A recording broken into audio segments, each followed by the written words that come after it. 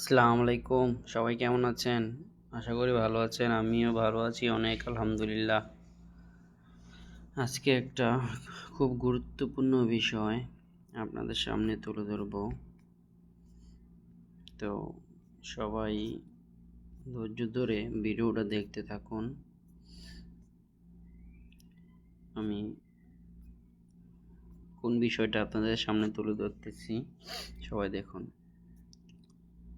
আসলে আমরা সবাই জানি ইসলাম মুসলমানের পবিত্র হজ, বড় হজ শুরু হয়েছে। ওটার বিষয়ে আমি আপনাদের কাছে কিছু তথ্য তুলে ধরবো যাতে সবাই সতর্ক থাকুন, আগে থেকেই থাকতে পারেন।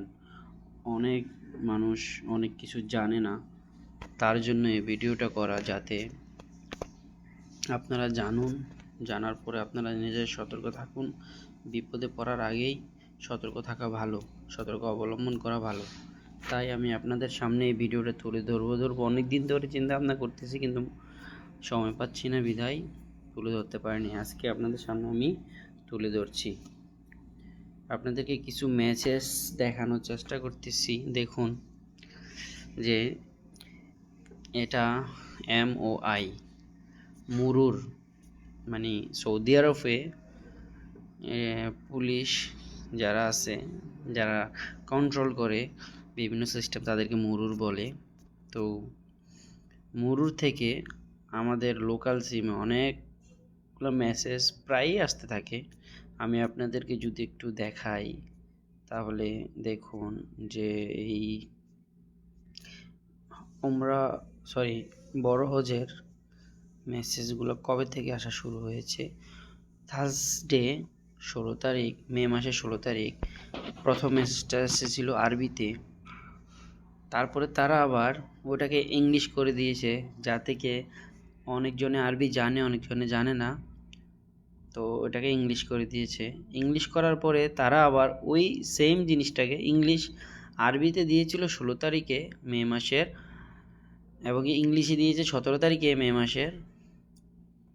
আর রবিবার 26শে মে বাংলাতে করে দিয়েছে। দেখুন, যাতে কেউ বলতে না পারে আমি আরবি বুঝি নাই বিদায় আমি জানি না, আমি ইংলিশ বুঝি নাই বিদায় আমি জানি না, আমি এটা আর বলতে পারবে না কেউ।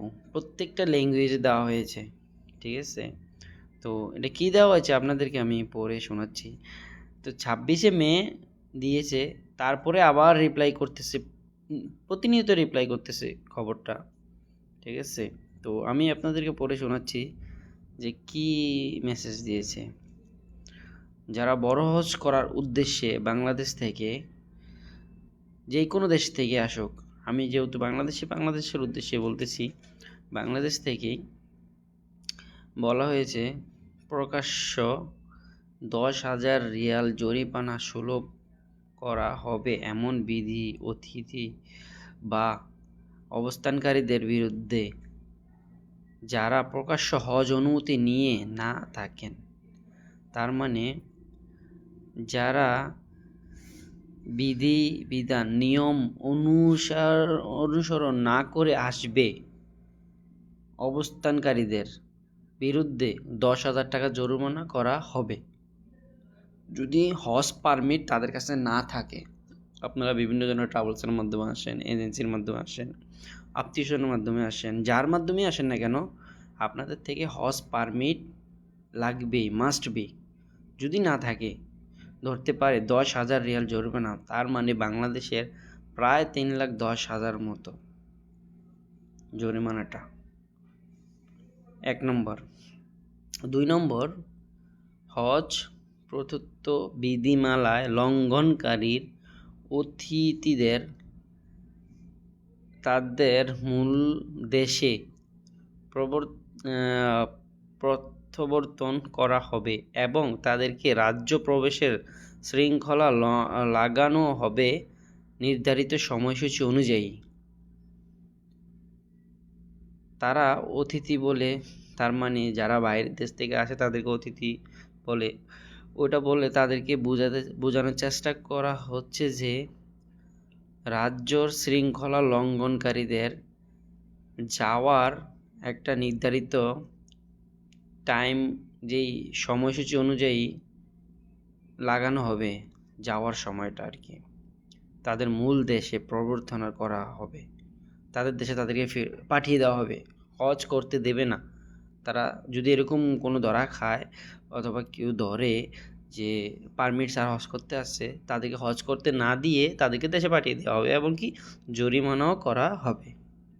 3 নম্বর, লঙ্ঘনকারীদের উপর আরও অধিক 10,000 রিয়ালের নাকের জরিমানা প্রযোজ্য হবে যদি তারা পুনরাবৃত্তি করে। তারা যদি একবার ধরা খাওয়ার পরে চলে যায়, আবার যদি আসার চেষ্টা করে, তাহলে মানুষ এত দূর থেকে আসে হজ করার উদ্দেশ্যে, যদি যারা এদেশে থাকে তাদের সাহায্যে যদি আবার হজ করার আত্মীয় স্বজন থাকে না, তাদের সাহায্যে যদি আবার হজ করার চেষ্টা করে, তাহলে তাদেরকে আরও 10,000 রিয়াল জরিমানা করা হবে। 3 নম্বর। 4 নম্বর প্রশ্ন হচ্ছে, হজ প্রদত্ত বিধিমালা লঙ্ঘনকারীদের জন্য 6 মাসের জন্য কারাদণ্ড এবং 50,000 রিয়ালের জরিমানা প্রযোজ্য হতে পারে অনুমতি ছাড়া হজ। মানে যারা বিধিমালা, প্রত্যেকটা নিয়ম সৌদি নিয়ম, হজ করার জন্য যে নিয়মগুলো দেওয়া হয়েছে ওগুলো লঙ্ঘন করবে, তাদেরকে 6 মাসের কারাদণ্ড হবে এবং 50,000 রিয়ালের জরিমানা হতে পারে। 50 হতে পারে, কম হতে পারে, কিন্তু 50,000 রিয়াল জরিমানা হতে পারে যারা অনুমতি ছাড়া হজ করতে আসবে। আমার ভিডিওটা করার এটাই মূল উদ্দেশ্য, আপনাদেরকে বোঝানোর। দেখুন আমি স্ক্রিনে বাংলাতে দিয়ে দিয়েছি অলরেডি, আপনারা পড়তেও পারেন, আমি যা বলছি আপনারা বুঝতেও পারেন। এর সুযোগ নয় যে আমি ইংলিশ বুঝি না, আমি আরবি বুঝি না, এই সুযোগটা আর নাই। তার জন্য আমি বলতেছি, যারা আসছেন আলহামদুলিল্লাহ, আশা করি ভালোভাবে কাগজপত্র নিয়ে আসছেন। যারা আসেন নাই এখনও, আমার ভিডিওটা যাদের সামনে পড়বে দয়া করে সবাই শেয়ার করে দিবেন। শেয়ার করা হলে হয়তো আপনার কারণ অন্যজনের কাছে যে যাবে ভিডিওটা, তারা দেখে সতর্ক হবে।